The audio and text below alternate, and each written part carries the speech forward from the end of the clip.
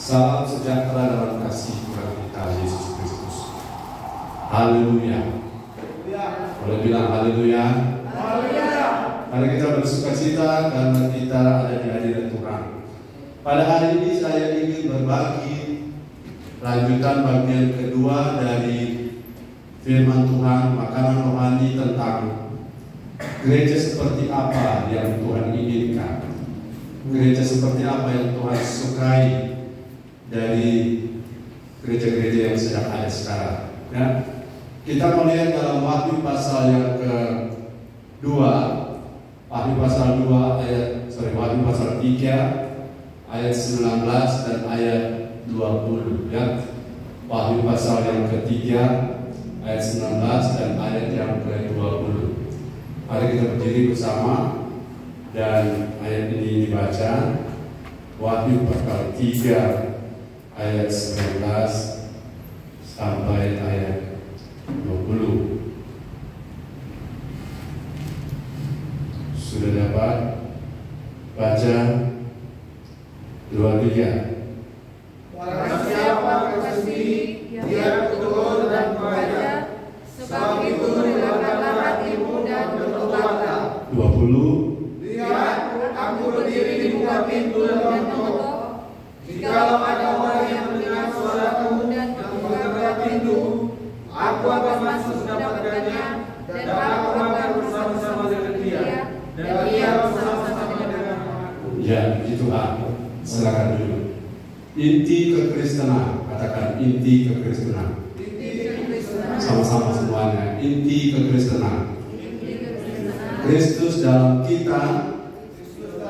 Sama-sama Kristus dalam kita. Dan kita dalam Kristus. Ya, jadi ayat yang kita baca tadi, barang siapa kukasihi, ia kuhajar dan ia kutegur, sebabnya relakanlah dirimu dan bertobatlah. Ayat ini disambung dengan ayat 20 yang berisi tentang Tuhan memberitahu pada gereja-gereja di Efesus, Smyrna, Pergamus, Tiatira, Sardis, Philadelphia, dan Laodikia. Kepada mereka Tuhan Yesus bilang, lihat aku berdiri di depan pintu. Ini menunjukkan bahwa sesuatu yang sangat berbeda dengan inti kekristenan. Inti kekristenan, Kristus ada di dalam. Kristus ada di dalam kita. Kita ada di dalam Kristus. Kalau firman tinggal dalam kita, kita dalam firman. Kristus dalam kita, kita dalam Kristus, maka mintalah apa saja yang kau kehendaki, maka kamu akan menerimanya. Itu Yohanes 15 ayat 7. Coba kita baca gantian bergiliran dari depan. Yohanes 15 ayat 7. Mulai dari salib. Yohanes 15 ayat 7.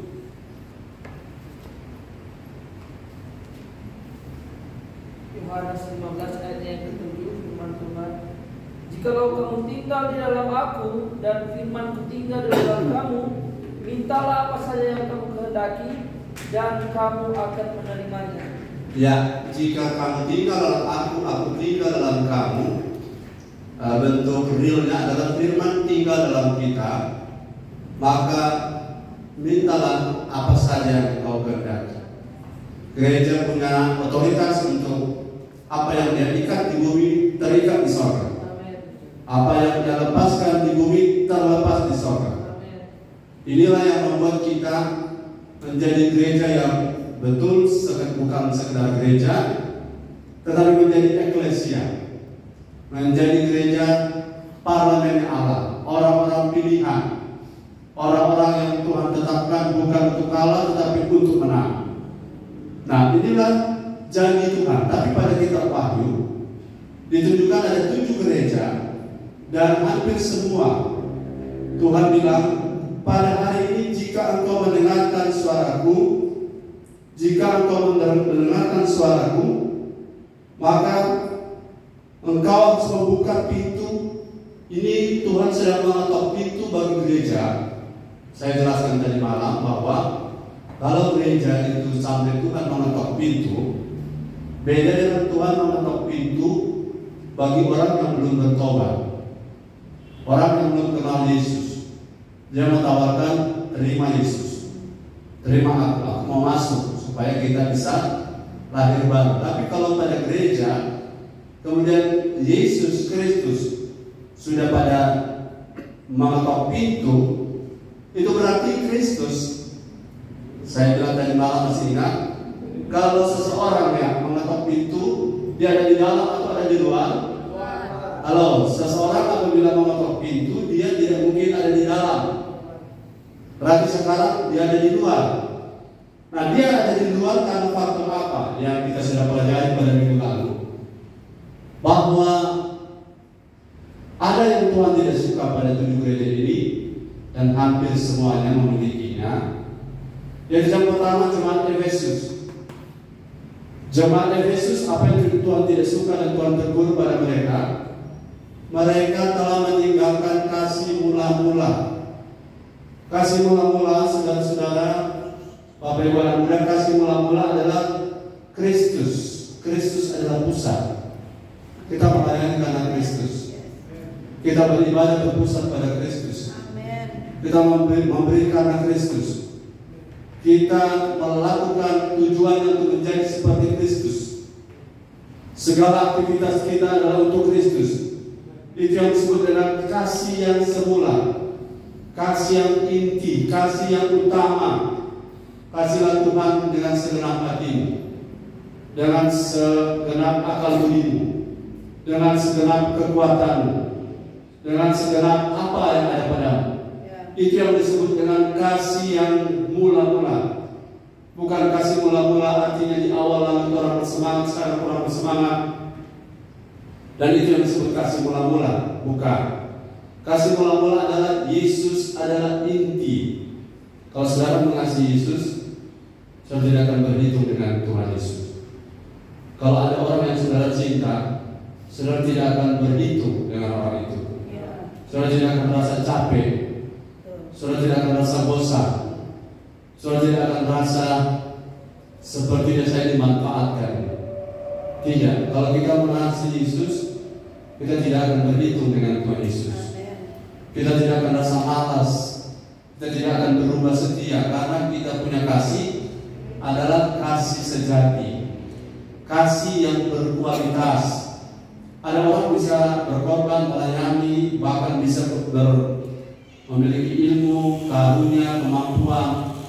Tapi coba lihat 1 Korintus pasal 13. 1 Korintus pasal 13 ayat 1.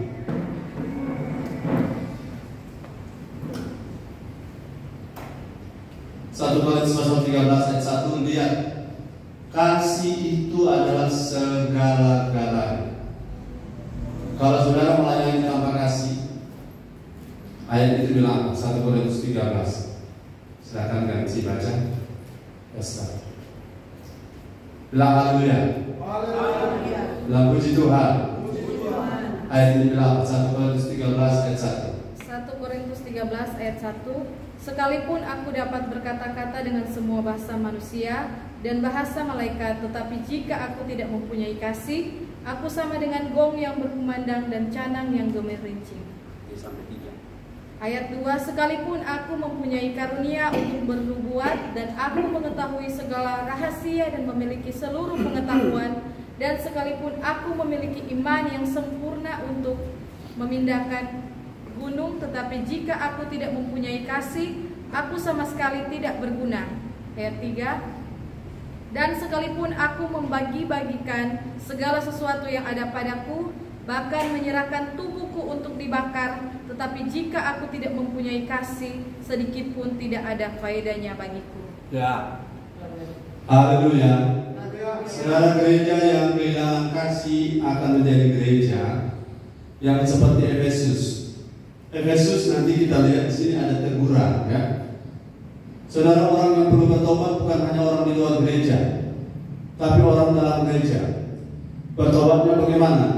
Melayani, ibadah, segala aktivitas, bisa bagi firman, bisa share, bisa leader, bisa WL, bisa singer, tetapi kasih. Pertanyaannya, masihkah kita memiliki kasih? Kasih kita bukan kepada organisasi saja, bukan kepada gembala saja, bukan kepada komunitas saja, tapi kasih kita harus kepada Yesus. Katakan, kasih harus kepada Yesus. Sebab semua aktivitas bahasa, sekalipun sampai bahasa malaikat, bahasa Inggris, bahasa Jerman, bahasa Prancis, bahasa Spanyol, bahasa Arab, bahasa Mandarin kita kuasai, bahasa roh kita kuasai. Tapi kalau kita kehilangan kasih, orang kalau kehilangan kasih kepada Kristus, dia didorong-dorong pun belum tentu mau. Saya tidak bermaksud apa-apa, tapi saya pengen sebagai orang tua rohani saya kasih sebuah perenungan. Kalau saudara janjian dengan pacar, engkau suka on time atau engkau suka ulur-ulur waktu? On time. Jadi kalau dengan Tuhan Yesus adalah kekasih, betul? Tuhan Yesus adalah kekasih, betul? Nah, kenapa bisa tiap minggu terlambat?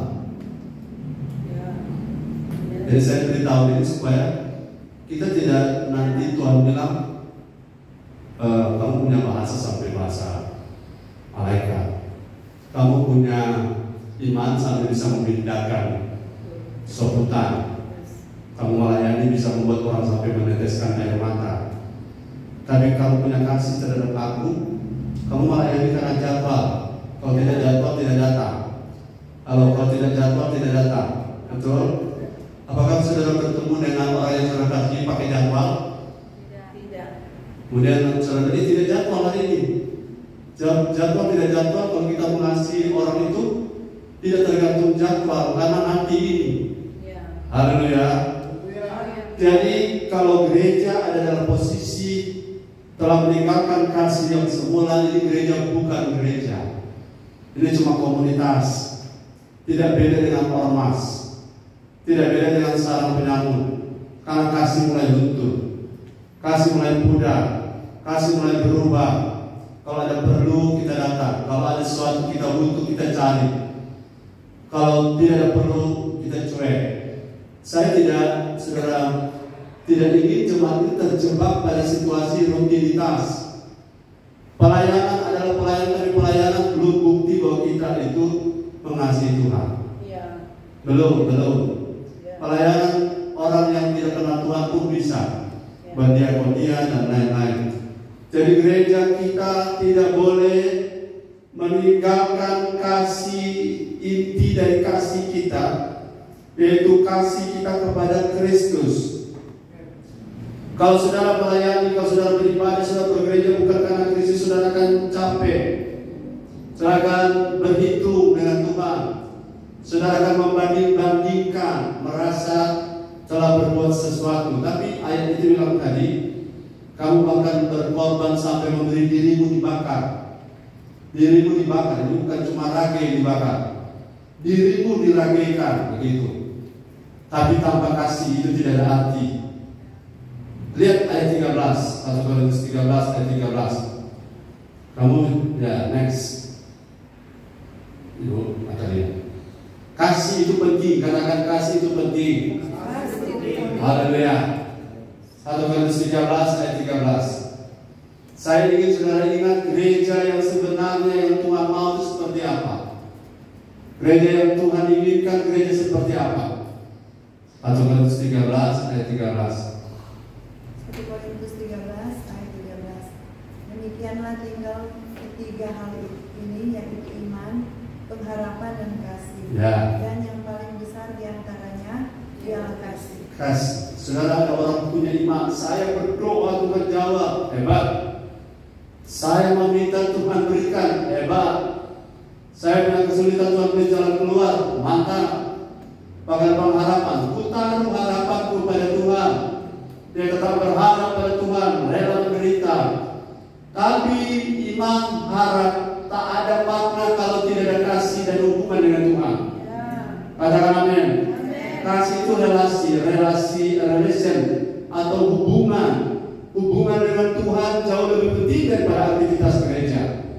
Itu sebabnya kita tidak boleh capek-capek, tidak boleh berhenti berjuang untuk ingat bahwa kita harus selalu refresh seperti jemaat Efesus, agar jalan Tuhan ada di luar, agar jalan Tuhan tinggal mengetok pintu. Bolehlah aku masuk, bolehlah aku dibukakan pintu. Kenapa? Karena kalau kita tidak lagi melayani dengan kasih, kalau kita tidak melakukan aktivitas gereja karena kasih pada Kristus, maka itu sama dengan kita mengeluarkan Kristus dari dalam kita. Katakan amin. Saudara, orang-orang yang tidak lagi berpusat pada Kristus dalam aktivitas gereja, itu kan 7 gereja, no? Kalau aktivitas gereja tidak lagi berpusat pada Kristus, itu sama dengan mengeluarkan Kristus dari pusat kehidupan gereja. Dan kalau gereja kehilangan Kristus, itu sama dengan kabel listrik tanpa strom, kabel listrik tanpa aliran listriknya lagi. Sama seperti mayat tidak punya roh, gereja akan seperti itu. Coba bilang kiri kanan, kita tidak mau jadi gereja yang mati. Gereja yang mati itu adalah gereja salah satu tanpa kasih. Tidak ada passion atau tidak ada gairah dari dalam. Gairah seseorang kalau tadi cinta pada Yesus, itu gairah yang paling tinggi, gairah semangat yang paling dalam. Orang kalau gairah karena uang, satu saat tidak tertarik dengan uang. Kalau gairah karena sesuatu, karena orang puji, satu saat itu tidak akan ada artinya. Tapi kalau gairah karena Yesus itu kemarin, hari ini, sampai selama-lamanya tidak pernah berubah, tetap sama. Kasihnya, kuasanya, pertolongannya, mujizatnya tetap sama. Jadi kalau gereja kita, saya punya modal adalah orang-orang yang mengasihi Tuhan. Anggota jemaat yang mengasihi Tuhan. Yang tidak mengasihi Tuhan, tidak usah dibahas, tidak usah diperdebatkan. Orang yang mau mengasihi Tuhan, mari posisikan diri, taruh, saudara rapatkan barisan dan taruh. Pastikan dirimu ada di barisan orang-orang yang mengasihi Yesus. Katakan amin. Kenapa? Bergembala kalau tidak mengasihi Yesus, itu ada akibatnya. Mari kita lihat akibatnya. Pasal 3 ayatnya yang ke pasal 2 ayat 5. Kalau gereja Efesus itu tidak berbalik, gereja Efesus adalah gereja yang meninggalkan Kristus atau mengeluarkan Kristus dari inti kekristenan, mengeluarkan Kristus dari gereja. Apa akibatnya? Di ayat 5. Efesus pasal 2 ayat 5.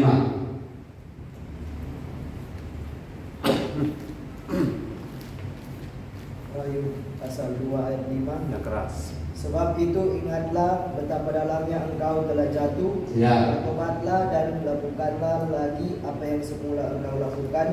Jika tidak demikian, aku akan datang kepadamu dan aku akan mengambil kakianmu dari tempatnya, jikalau engkau tidak bertobat. Ya, Tuhan mau kalau kita kan belajar kitab Wahyu ini, 7 gereja di kitab Wahyu, supaya kita bercermin, kita lihat gereja kita seperti apa.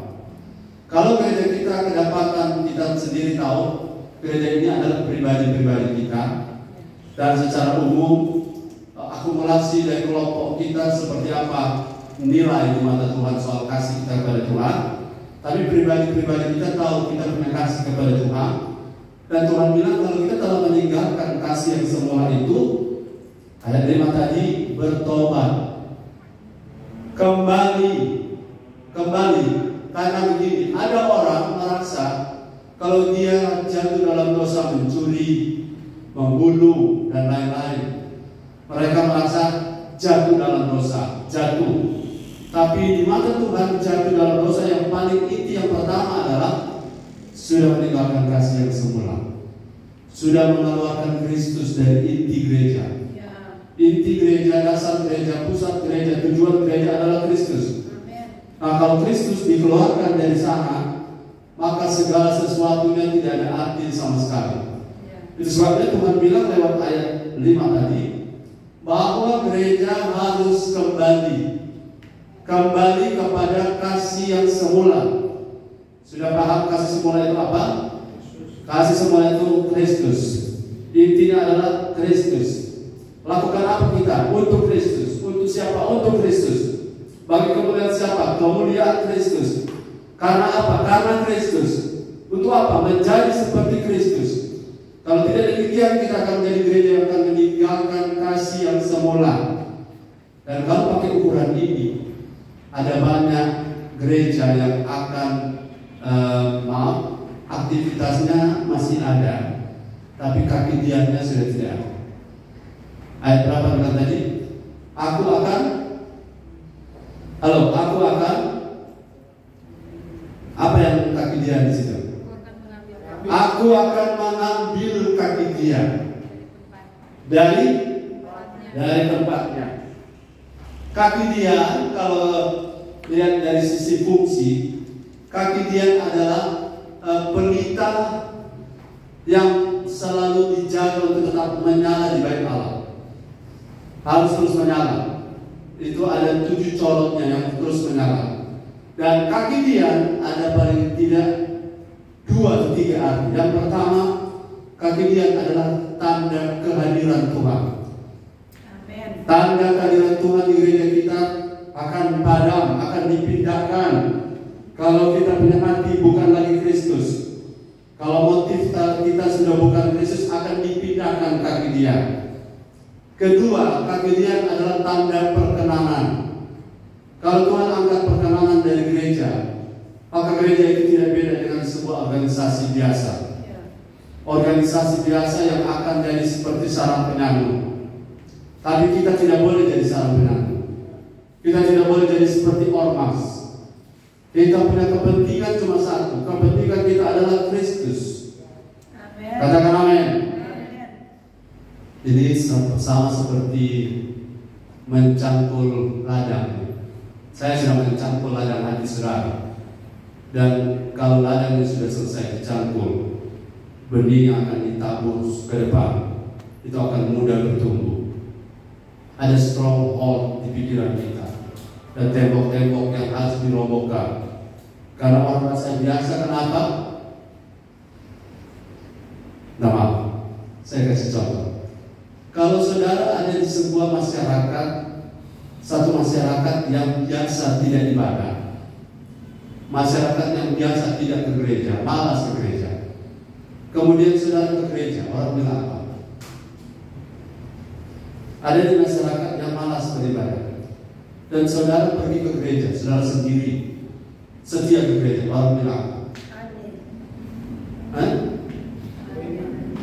apa? Orang yang kelainan, karena komunitasnya malas. Tapi kalau semua orang pada rajin, kemudian satu orang malas, yang kelainan siapa? Yang malas. Makin banyak orang meninggalkan kasih mula-mula, makin biasa rasanya, makin biasa. Dan orang yang tetap berapi-api dengan Tuhan merasa tersudut, merasa ditinggal sendiri. Tapi itu adalah sebuah tantangan. Kita merasa jadi gereja yang, saudara mau gereja yang usual atau unusual? Gereja usual atau unusual?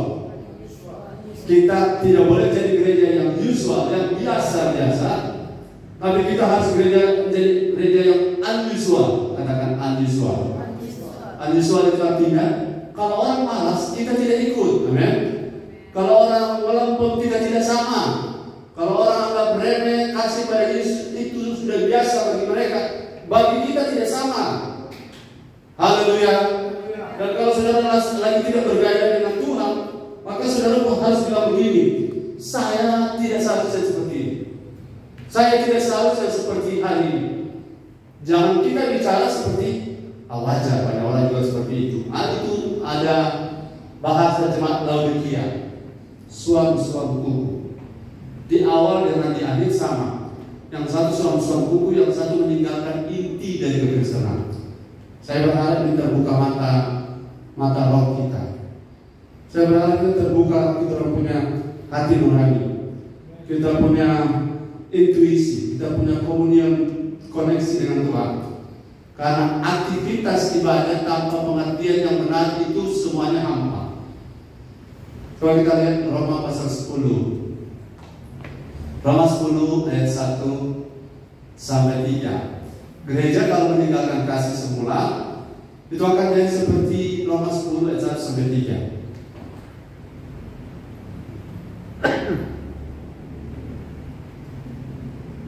Roma 10 ayat 1 sampai 3. Saudara-saudara, keinginan hatiku dan doaku kepada Tuhan ialah supaya mereka diselamatkan. Sebab aku dapat memberi kesaksian tentang mereka bahwa mereka sungguh-sungguh giat untuk Allah, tetapi tanpa pengertian yang benar. Sebab oleh karena mereka tidak mengenal kebenaran Allah dan oleh karena mereka berusaha untuk mendirikan kebenaran mereka sendiri, maka mereka tidak takluk pada kebenaran Allah. Sungguh-sungguh apa? Halo, sungguh-sungguh. Tapi itu teksnya sungguh-sungguh giat untuk Allah, tapi tanpa pengertian, tanpa understanding, tanpa pengertian yang benar. Pengertian yang benar itu apa? Kita melayani giat untuk siapa? Kita melayani untuk kepentingan siapa? Kita bergereja untuk jadi seperti apa? Itu pengertian yang benar. Jika tidak, katakan jika tidak, sama-sama jika tidak, ya Allah akan memindahkan kaki dia. Kaki dia adalah tanda bahwa Tuhan hadir, bahkan tanda Tuhan berkenan, dan tanda bahwa di sana api di kaki dia itu tanda kehadiran Roh Kudus. Saya pernah dengar, saudara juga pernah dengar kan? Bahkan banyak kali dengar, pernah dengar api asing? Ya, api asing adalah apinya masih menyala, tapi intinya sudah bukan Kristus. Itu api asing. Api atau lambang dari Roh Kudus, dia bekerja untuk kepentingan Roh dan kepentingan Yesus. Dia tidak bekerja untuk kepentingan di luar Kristus. Jadi kalau ada pekerjaan Roh tapi Kristus bukan lagi inti, itu disebut api asing. Dan api asing akan kena disiplin. Tapi gereja kita tidak. Saya percaya kita terus fokus. Gereja ini akan terus fokus menjadi seperti Kristus. Dan kita tidak akan mengeluarkan Kristus dari inti pelayanan kita, dari inti aktivitas gereja kita. Kalau ada yang mulai miss dengan hal ini, mari hari ini waktunya kita kembali kepada Tuhan, kembali kepada Kristus. Amen. Karena ayat ini mengatakan bahwa ingatlah betapa dalamnya engkau telah jatuh. Kita tidak jatuh hanya karena dosa moral, tapi kita jatuh karena kita meninggalkan Kristus. Kita tidak jadikan dia pokok dari semua yang kita lakukan. Katakan amin. Pokok dari semua yang kita lakukan di gereja adalah Kristus. Saudara tahu bahwa gereja adalah milik Kristus. Aku akan mendirikan apa? Aku akan mendirikan umatku, gerejaku, eklesiaku, my eklesia, my parlemen. Jadi gereja adalah milik Kristus. Gereja bukan milik organisasi saja, tapi gereja milik Kristus. Dan bagaimana dia pemilik kalau dia ada di luar? Dari mana dia bisa ada di luar ketika kita tidak lagi fokus mengasihi dia? Dia tidak menjadi motif kita. Dia tidak menjadi titik daya dorong lagi dari kita melayani. Itu sebabnya jemaat Efesus, Tuhan minta poinnya adalah konsekuensi dia kalau tidak kembali kepada kasih mula-mula, konsekuensinya adalah kaki dia dipindah atau diambil.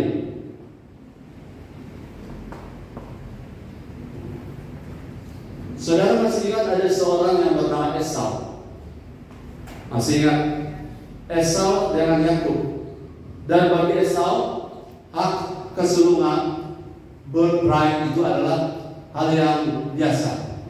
Bahkan yang menganggap rendah. Dia memandang enteng, memandang rendah hak kesulungan. Hak kesulungan itu adalah representasi atau gambaran perwakilan dari hal-hal yang Tuhan anggap penting. Ketika Esau bersikap seperti itu, tahu nggak bahwa apa yang Esau alami itu yang namanya warisan dari Ishak diambil dipindah kepada siapa? Dari Esau pindah kepada Yakub. Itu dipindah. Memang kelihatannya ada kesalahan, tapi kesalahan itu telah dihukum, dalam arti telah dibatalkan karena Esau sendiri telah menjualnya. Esau sendiri telah menjualnya. Kemudian Ishak telah, dalam tanda petik, terlanjur melepaskan berkat itu, dan Ishak tidak lagi berminat mengedit apa yang telah dia lepaskan. Ishak tidak bilang, oke, panggil aja aku, saya salah tadi. Panggil aku, kita edit, kita ganti. Tidak. Apa yang telah diberkati akan tetap diberkati. Amin. Apa yang telah diberkati oleh Ishak akan tetap diberkati, itu kata Ishak. Dan apa yang Yesus berkati akan tetap diberkati. Tetapi apabila kaki dia dipindah, katakan kaki dia dipindah, kaki dia dipindah itu perkenanan, kehadiran, maka saudara boleh menangis di ibadah. Boleh ada suasana riuh, boleh ada suasana kelihatannya wah ramai, kelihatannya ada euforia, ada kegirangan. Tapi kalau kaki dia sudah dipindah, kehadiran Tuhan tidak ada. Masih ingat saudara, di ketika Musa dan Yosua turun dari Sinai, mereka mendengar ada suara rebana, suara keributan, suara tarian, suara sorak-sorai. Tapi Musa bilang, tidak ada Tuhan di sana. Karena orang-orang menyembah berhala di bawah pimpinan Harun. Riuh rendah, ramai, heboh. Kalau tanpa kehadiran Tuhan, tidak ada artinya. Saudara setuju, bilang amin. Haleluya. Haleluya. Saya ingin tanamkan di gereja bahwa Yesus adalah inti dari kasih kita. Kasih kita harus berpusat pada Kristus. Sebab di luar itu kita tidak bisa berbuat apa-apa. Di luar itu gereja kita akan bermasalah. Ayo saya kasih contoh Esau tadi ya. Esau apa yang dia alami, apa yang dia rasakan, apa yang terjadi padanya. Nanti kita lihat Ibrani pasal 12, Ibrani pasal 12 ayat 17. Ibrani pasal 12 ayat 17. Next, siapa giliran? Ibrani 12, siapa maju? Ibrani 12 ayat 17. Sebab kamu tahu bahwa kemudian jika ia hendak menerima berkat itu, ia ditolak sebab ia tidak beroleh kesempatan untuk memperbaiki kesalahannya, sekalipun ia mencarinya dengan mencucurkan air mata. Saudara, ternyata air mata itu baik, tapi tidak semua air mata bisa merubah keadaan. Karena Tuhan itu panjang sabar, ya. Tuhan panjang sabar. Tetapi apabila sikap Esau ini menjangkiti gereja, saudara, sikap Esau itu apa? Ayat 16. Sikap Esau ayat 16. Next. Dari 12 ayat 16, janganlah ada orang yang menjadi campur atau yang mempunyai nafsu yang rendah seperti Esau yang menjual hak kesenangannya untuk sepiring makanan. Ya, Esau punya sikap, dia meninggalkan kasih yang mula-mula. Nafsu rendah itu artinya tidak ada lagi gairah tentang Tuhan, tidak ada sukacita lagi tentang Tuhan. Saya mohon maaf tadi saya sudah bilang pada bagian awal, saudara, cinta Tuhan membuat kita menghargai ibadah. Amin, menghargai ibadah, menghargai waktu. Kecuali memang kita sibuk luar biasa, tapi ke depan sudah tidak lagi kita akan kompromi. Kalau memang kita mau berlari ke depan, yang siap berlari yang berlari, yang tidak siap mungkin bukan bagian kita, ya, bukan bagian kita. Karena apa? Saya ulangi lagi bahwa jangan-jangan ada sikap seperti Esau itu muncul pada kita. Kalau sudah punya gembala murah hati, gembala baik hati, tidak tegur, tidak salah, dalam arti melayani sudah biasa-biasa. Sementara saya masih lihat akan ada orang menjelang doa tamat, orang datang, padahal di rumah orang ada tidur. Itu menurut saya itu kurang ajar. Kalau mereka ada sibuk kerja, datang dalam doa tamat, itu Tuhan tahu. Tuhan mengerti. Tapi kalau ada santai dan tidur, jalan-jalan, menjelang doa tamat, kalau mulai masih curi itu datang, saya bilang itu kurang ajar. Daripada saya berteriak. Satu hal yang akan membuat Tuhan melihat hati kita sudah tidak dengan Tuhan, tidak ada rasa gairah dengan Tuhan. Saya bilang tadi, kalau saudara cinta Yesus, orang yang saudara cintai pasti orang itu penting. Sekali lagi, orang yang saudara cintai pasti orang itu penting bagi saudara. Mau statusnya kita cari tahu, mau apa yang dia buat kita cari tahu. Tapi kalau orang itu tidak lagi penting bagi kita tidak cinta, maka apapun yang dilakukan tidak penting bagi kita. Saudara cinta Yesus, apapun yang Yesus lakukan itu penting bagi saudara. Dan kalau itu tidak penting, kita bohong dengan cinta Tuhan. Setuju dengan saya? Bilang amin. Kita tidak bisa membohongi Tuhan dengan perasaan, karena orang tidak bisa paksa untuk mencintai, betul? Kalau memang dia cinta Tuhan, dan dipaksa-paksa. Tapi kalau dia tidak cinta Tuhan, biar kita paksa. Akan jadi seperti Esau, memandang rendah, nafsu rendah. Disebabnya jemaat Efesus ditegur. Saudara tahu jemaat Efesus, kitab Efesus adalah tulisan Paulus tentang jemaat Efesus, tapi jemaat Efesus waktu itu tidak ada masalah. Tidak ada teguran, beda dengan jemaat Korintus. Ada perpecahan, perselisihan. Jemaat Efesus tidak ada masalah, tapi sampai satu titik mereka meninggalkan Yesus. Itu yang dicela. Itu dicela oleh kitab Wahyu ini. Aku mencela engkau karena engkau telah meninggalkan kasihmu yang semula. Katakan meninggalkan. Meninggalkan artinya sudah tidak lagi didorong karena Kristus, sudah biasa-biasa saja. Saudara jangan bergereja biasa-biasa. Jangan sepertinya beribadah itu jadi hal yang biasa. Karena saya yakin ibadah itu mengandung janji. Mengandung janji bahwa untuk hidup yang sekarang ini maupun untuk hidup yang akan datang. Itu prinsip yang Tuhan berikan bagi kita. Dan saya berharap ini dipegang kuat-kuat. Ketika jemaat Efesus ditegur karena mereka meninggalkan kasih mula-mula, Tuhan bilang kalau kamu tidak kembali, kalau GPI Tiberias di Wilayah Manado tidak kembali kepada rasa cinta akan Tuhan yang sebenarnya, Tuhan akan memindahkan kaki dia. Tuhan akan memindahkan kaki dia. Kaki dia tadi ada 3 ya. Kaki dia adalah tanda kehadiran Tuhan, tanda perkenanan Tuhan, dan tanda apa? Kehadiran Roh Kudus. Jadi ini satu hal yang saya perlu tekankan, bahwa Roh Kudus, hadirat, ibadah lebih penting daripada apapun. Katakan amin. Sebab jika tidak, kaki dia akan diambil daripada kita. Kaki dia tadi apa? 3 saya bilang ulang. Kaki dia adalah tanda kehadiran. Kemudian kaki dia adalah tanda perkenanan. Kemudian yang ketiga, kaki dia adalah tanda kehadiran Roh Kudus. Kalau perkenanan sudah tidak ada, kita akan sama seperti Esau. Kalau kehadiran apa tadi? Kalau kehadiran Roh Kudus sudah tidak ada. Saudara, satu hamba Tuhan yang terkenal pernah dia mengaku gini, karena fokus dari pelayanannya tinggal fokus kepada mujizat.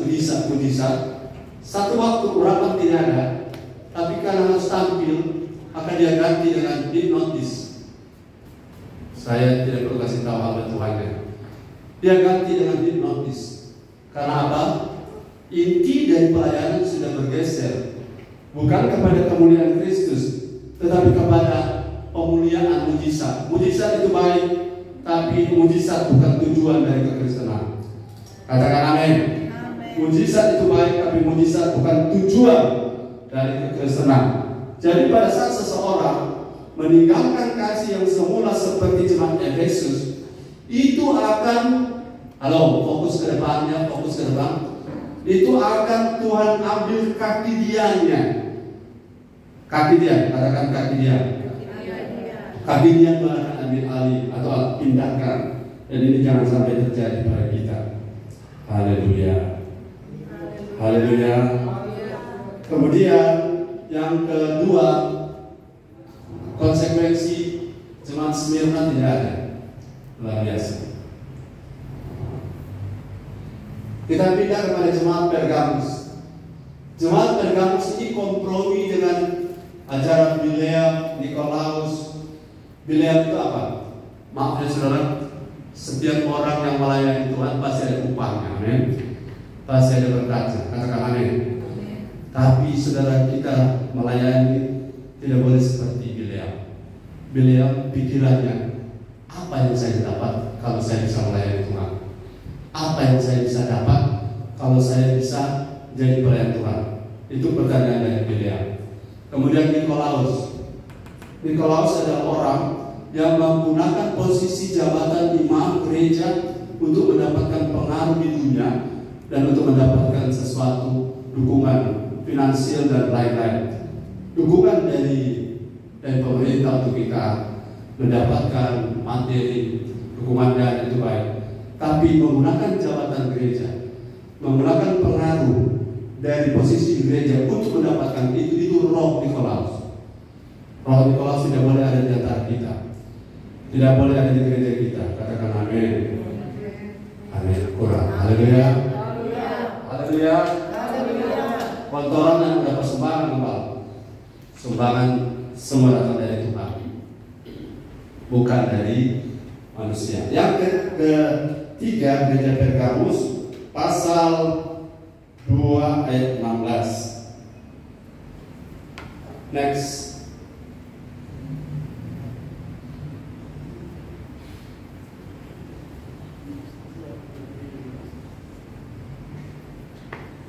Siapa? Erwin.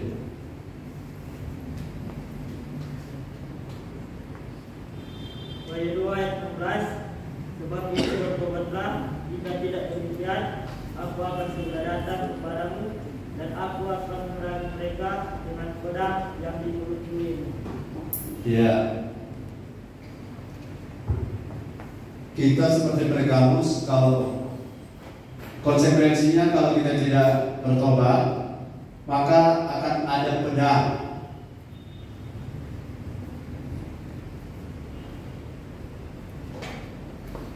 Akan ada apa?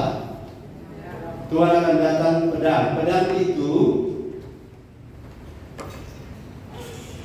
itu bicara tentang hukuman, ya.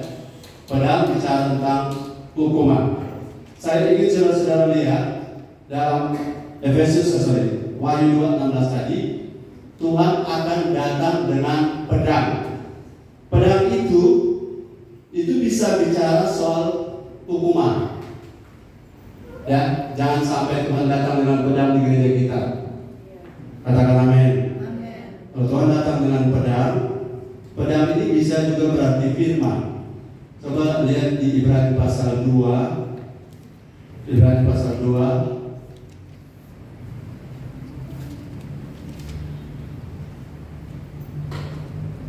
Di mana firman seperti pedang? Firman seperti pedang di mana?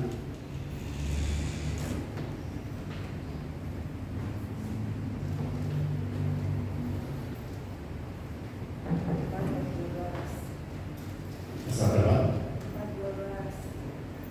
4:12 yang saya maksud. Tolong dibaca Ibrani 4 ayat 12.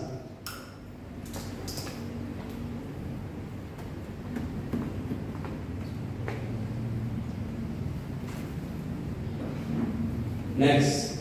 Ibrani 4:12. Katanya aku akan memberitakan namamu. Ibrani 4 ayat 12.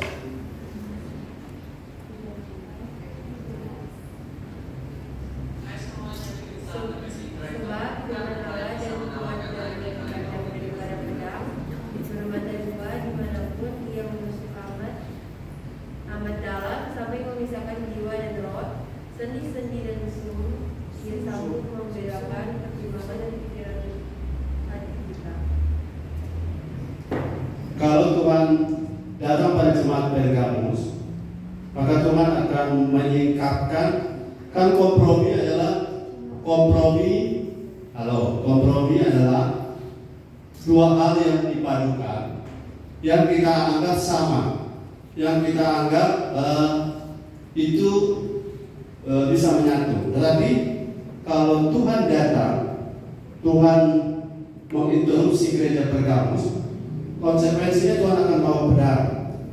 Dan Tuhan kalau bawa pedang, Dia sanggup memisahkan yang sisi roh dan sisi jiwa. Sama seperti tulang dan sumsum itu bisa dipisah. Kemudian apa yang menjadi pikiran dan isi hati kita bisa disingkapkan. Jadi pada waktu Tuhan datang di gereja modern Pergamus, satu waktu saudara akan tersingkap semuanya. Tersingkap apanya? Tersingkap kompromi ajaran Bileam dan ajaran dari Nikolaus. Itu yang menjadi konsekuensi. Kita punya gereja tidak boleh kompromi ajaran. Haleluya. Kita tidak boleh menikahkan ajaran dunia dan ajaran Tuhan. Kita tidak boleh seperti Lot ketika Lot melihat Sodom dan Gomora, dia lihat seperti apa? Coba lihat Kejadian pasal berapa? Kejadian pasal 12. Saya tidak siapkan ayatnya. Tolong cari ada seperti taman Tuhan dan taman Mesir. Kejadian. Itu kompromi dari Lot. Akibatnya di berapa? Kejadian berapa? 12, 13 ayat 10. Coba silakan baca. Kejadian 13 ayat 10. Lalu Lot melayangkan pandangnya dan melihatlah bahwa seluruh lembah Yordan banyak airnya, seperti taman Tuhan, seperti tanah Mesir sampai ke Zoar. Hal itu terjadi sebelum Tuhan memusnahkan Sodom dan Gomora. Iya, terima kasih. Ketika kejadian ini, Lot itu akan berpisah dari Abraham, dan Lot diberi kesempatan untuk pertama kali memilih. Ayat yang ke-10 ya, pasal 13. Lot melihat bahwa lembah Yordan itu banyak airnya, tetapi dia melihat dengan kacamata itu lembah Yordan sama dengan tanah Mesir dan juga sama dengan taman Tuhan. Tanah Mesir itu adalah representasi daripada dunia, dan taman Tuhan itu representasi daripada kerajaan Allah. Dan itu dipadu atau dikombine sama-sama dilihat sebagai hal yang sama. Tapi saudara tahu hasil akhir daripada Sodom dan Gomora? Saudara tahu hasil akhir daripada pilihan dari Sodom, pilihan dari Lot? Saya saudara mengajak supaya saudara lihat baik-baik. Jangan terpesona dengan kelihatannya seperti lembah Yordan. Kelihatannya, minta maaf saudara, kalau saudara dapat fasilitas, kita bersyukur dan dapat fasilitas dari orang-orang yang membantu kita. Nanti kita bersyukur. Tapi hati-hati, fasilitas hasil dari kompromi ajaran itu berbahaya.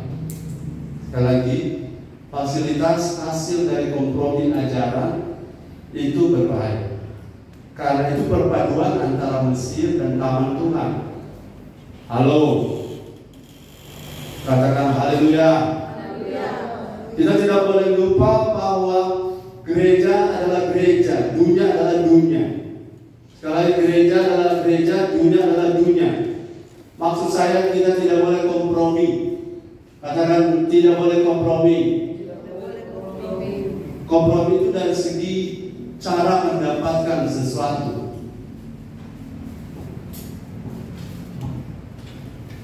Saya mau sharing ini.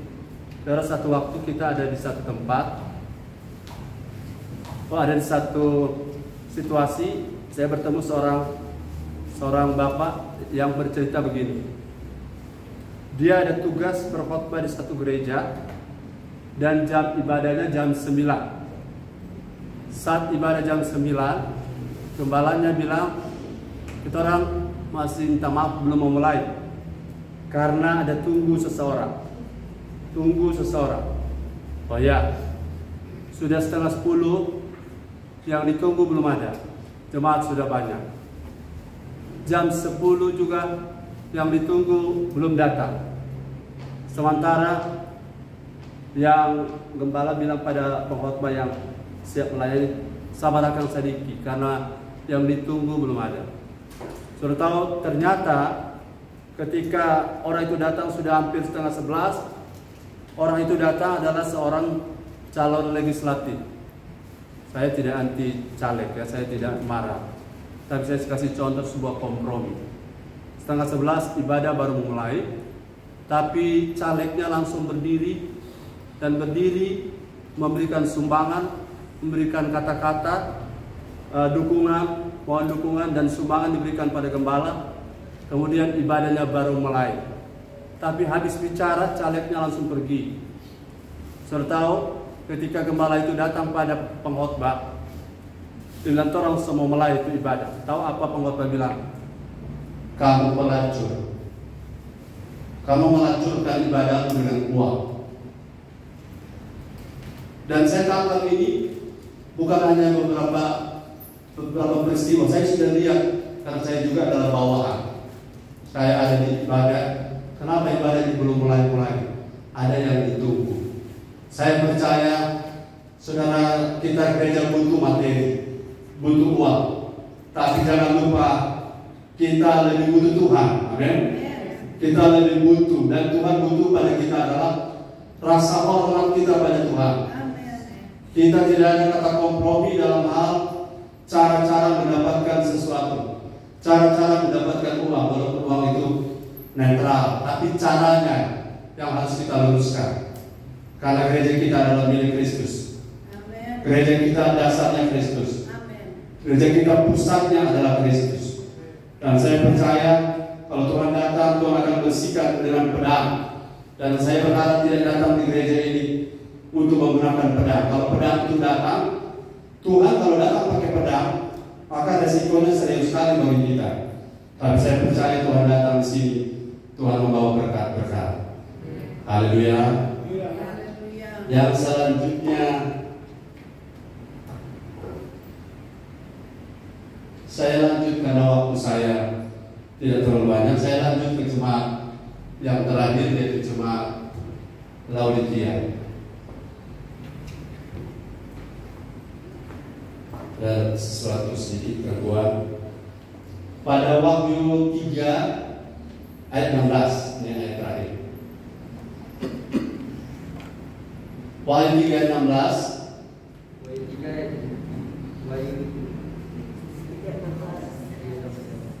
Jadi karena engkau suam hukum dan tidak dingin atau panas, aku akan memuntahkan engkau dari mulut.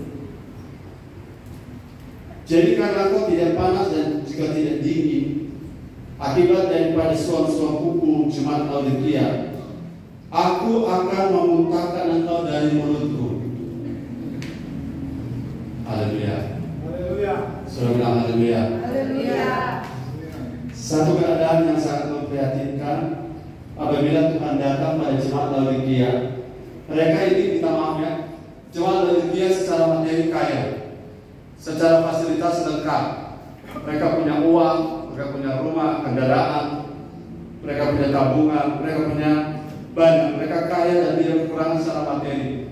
Tetapi di mata Tuhan, mereka suam-suam kuku, mereka melarat, malang, miskin, buta, telanjang. Dan ini adalah keadaan yang sedang terjadi karena jemaat Laodikia. Katakan Laodikia. Jemaat Laodikia adalah representase atau gambaran perwakilan dari gereja yang sama. Gereja yang sama di mana suam kuku itu sudah mulai terjadi. Melarat, miskin, buta, telanjang, malang. Dan keadaan ini ditutupi oleh karena mereka kaya, ditutupi oleh karena mereka punya uang. Saya bilang tadi malam di khotbah, hati-hati kalau kita waktu susah kita cinta Tuhan. Kalau waktu kita diberkati sukses kaya, kita mulai lupa pada Yesus. Karena ini adalah ciri dari jemaat Laodikia. Haleluya. Jemaat Laodikia tidak boleh terjadi pada kita. Haleluya. Tidak boleh suam-suam kuku, suam-suam atau lau-lau. Karena akibat atau konsekuensi dari jemaat yang suam-suam kuku adalah kita akan dimuntahkan.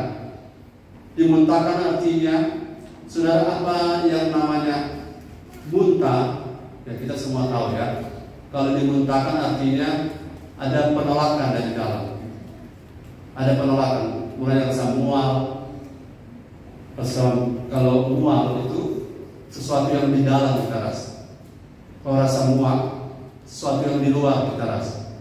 Kalau muntah, dari dalam keluar, dua-duanya tidak serta. Jangan sampai Tuhan memuntahkan kita. Kenapa? Suam-suam kuku. Suam-suam kenapa? Ukur saudara, salah satu ukuran, katakan ukuran. Kalau saudara mulai berpusat pada materi, ukuran sukses dalam materi, hati-hati. Karena jemaat Laodikia mengalami sukses, materi berlimpah, kaya, tidak kekurangan, tapi gairah dengan Tuhan mulai menurun. Gairah dengan Tuhan mulai berubah. Dan ini adalah warning bagi kita. Jangan pernah berubah, haleluya. Jangan pernah berubah setia, amin. Jangan pernah tinggalkan Yesus seperti jemaat Efesus. Jemaat Efesus meninggalkan kasih yang semula oleh karena mereka merasa bahwa berbahasa seperti bahasa mereka sudah cukup.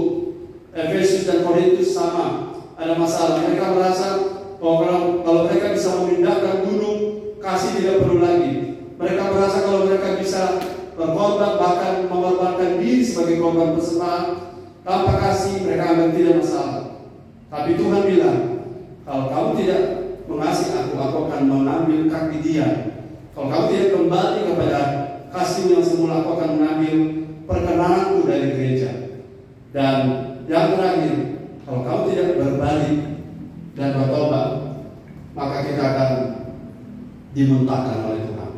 Tapi kabar baiknya, kita semua tidak akan mengalami ini, karena kita terus bangun hidup kita, roh kita menjadi seperti Kristus. Haleluya. Kita tepuk tangan bagi Tuhan. Bagi semua kita.